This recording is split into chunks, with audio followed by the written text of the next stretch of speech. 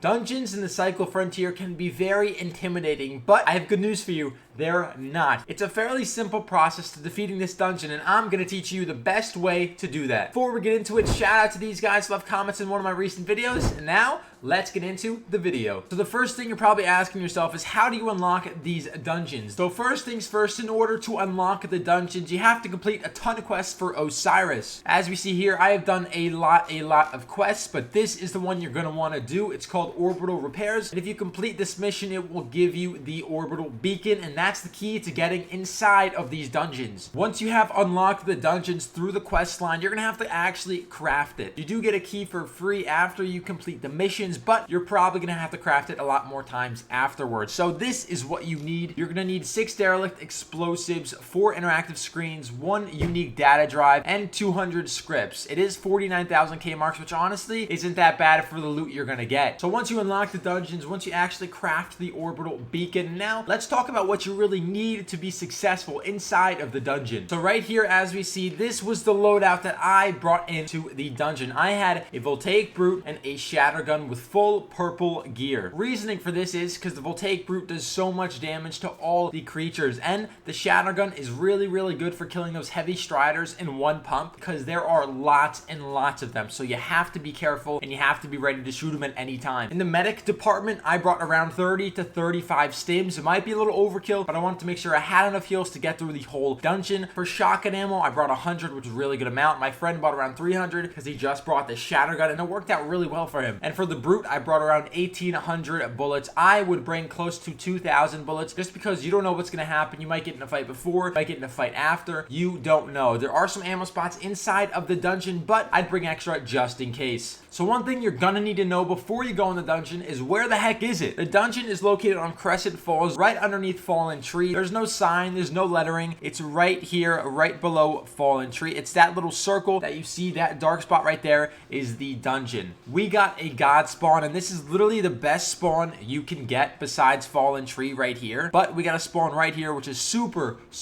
close, because if you spawn over here at Skeleton, you have a very dangerous trek all the way across the map to get there. So we got a god spawn, got really lucky, and made our way towards the dungeon. So as you make your way there, you gotta be careful, because kids do camp this spot a lot. They can camp on top of this rock to my left, and they just camp everywhere because they know if you're going to the dungeon, you're gonna have good loot. You're gonna also have to fight some marauders, some striders along the way. Don't worry, you should have good enough gear, if I'm honest. Once you do get there, you're gonna see this green circle in the ground. Right here, you're gonna hold F, and it's gonna drop the orbital beacon right on that spot, and you're gonna want to back up a little bit. Not because it's too dangerous, you don't want to stand in it, obviously. Look how sick it looks. This looks absolutely amazing. A huge laser shoots down from the sky. The whole map is gonna know you're doing this, so you gotta be careful. Get in there quick. The laser looks absolutely amazing, and they did such a good job with this. Props to the team. Once that laser is done, you're going to want to run down there as quickly as possible. Once you open the dungeon, you know that no one's in front of you, so now you just have to worry about behind you. You're going to make your way through the dungeon, killing some striders, marauders along the way. It is a little confusing, but you will learn your way around. As you go through the dungeon, you're going to see these walls right here with a green kind of tint to them. You have to mine these walls in order to get to the next room. I would recommend bringing a heavy mining tool. We completely forgot it, and we were pickaxing this wall for ages. So bring a heavy mining tool. It's 30 pounds. It's not too bad, and you'll get through this wall so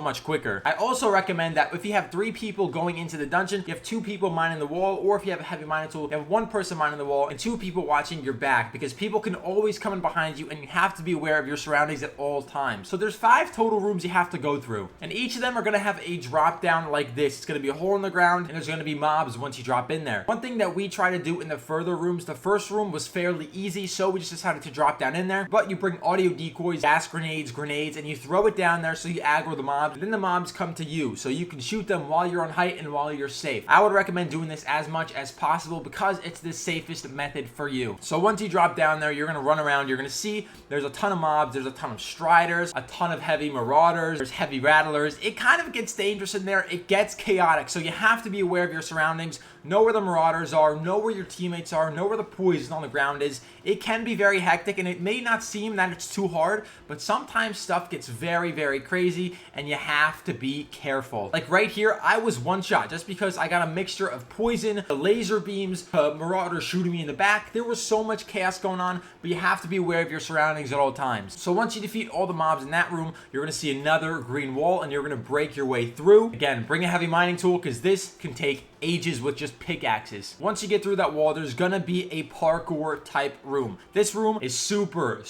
easy. If you fall and you miss the parkour, poison blast sticks do spawn underneath. It can be dangerous. We have no real issues with it, but this room is a fairly free room, and just make your way through doing these jumps carefully. Once you make your way through that room, we're gonna be at another drop down, and this is the entrance to the third room, I would call it. So we threw some audio decoys down there. We threw some other items just to try to get stuff near us, and once they came to us, we started shooting them from up top because it is so much safer than dropping down and fighting so many mobs alone with no real cover. So throw nades in there, aggro as many mobs as possible, and shoot as many as you can before you actually drop down there.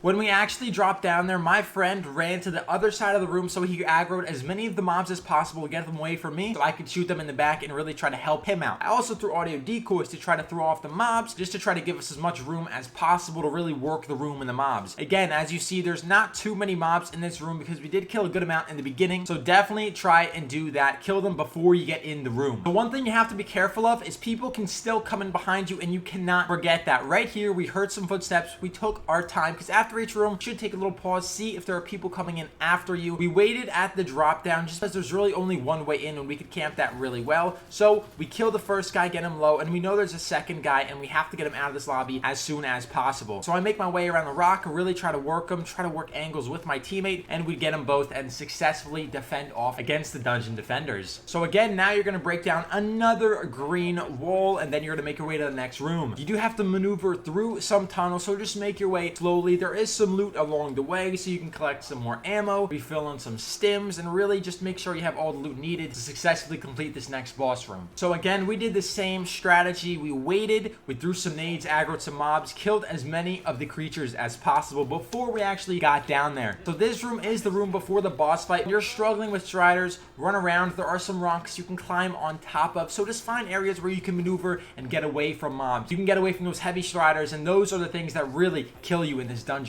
Now you're going to mine through another green wall, and this is the final boss room. There's a strategy in here that makes this the easiest room in the dungeon, which is very surprising, but it is definitely the easiest room in the dungeon, hands down. So before you drop in there, there's going to be some marauders down under, and no more marauders spawn in the boss room. The only thing that actually spawn are heavy striders and those poisonous tick bombs. And we have a really good strategy in order to never get hit by any of these mobs. So once you get in that room, you want to get yourself acquainted, look at the surroundings, understand what you're working with, then you can start shooting the Alpha Crusher and really get him down low. So right here is the Alpha Crusher. He's all the way at the end of the tunnel, and this is the strategy for the room. As soon as you walk in, there's this rock wall that you can just run straight up, and if you're up here, striders can't hit you, the tick bombs can't hit you. You can stay up here while the striders come out, kill them all, and then go for the Alpha Crusher. So use this strategy because it is overpowered to keep you safe in the dungeon. But as you see, we're on top of the wall. Heavy striders can't reach us. These tick bombs can't reach us, and we literally have 3 kills on them. And then once they're all dead, we go for the Alpha Crusher, shoot them some more, and then go back to this strategy. This is the easiest room in the game, and you really should have no issues if you use the wall to your advantage. Another thing you have to know is if you kill the Alpha Crusher while the storm is active, you get so much better loot. An example I have of this is right here in this raid. We killed the Crusher when the storm was active, and we got 5 Crusher hide. In another raid, we killed him when the storm was not active, and we got 2 Crusher hide. So we got 3 more Crusher hide just for killing him in the storm. So if you have the opportunity to kill him while the storm is active, do so. But right here, we got him really weak as possible, so we did have to wait for the storm. But if it was active, we would kill him, and then we'd get much better loot. So right here, as soon as it said evac is now disabled, we killed him, and we got the loot. You get much better loot in the storm. As you saw right there, there's a ton of hide on the ground. If we see right here, my teammate ran over once. There's Crushers, 1 Crusher hide, 2, 3, 4, and there is one more because he said he did get 5. I let him get all of it because I just needed the Crusher heart. Once you do kill the Alpha Crusher, you're going to go to the other side of the room and you're going to break another green wall, and this is to the loot room. The loot room, honestly, is nothing special. You could get 1 or 2 good guns in there, but the real loot is going to be from the Alpha Crusher and all the focus crystals you find around the caves. So right here is the loot room. There's a couple weapon crates and a couple other different supply crates. We found a Gorgon in this crate, which is honestly not a bad haul, just because in the other raid we found a Lancer and that's it. So getting a Gorgon was a pretty good find. Then after you loot that, you're going to make your way up and then leave and go to your evac spot. So this right here is what we collected from the dungeon. I got 200k because I got the Alpha Crusher heart, because it's a really good item to get. If you get the Alpha Crusher head, the skull, it is like 500-400 grand. So get that, sell that immediately. Hopefully you enjoyed the video. This guide will hopefully take you on your journey and help you succeed in the dungeon. If you enjoyed, leave a like, subscribe, and I'll see you in the next video. Adios.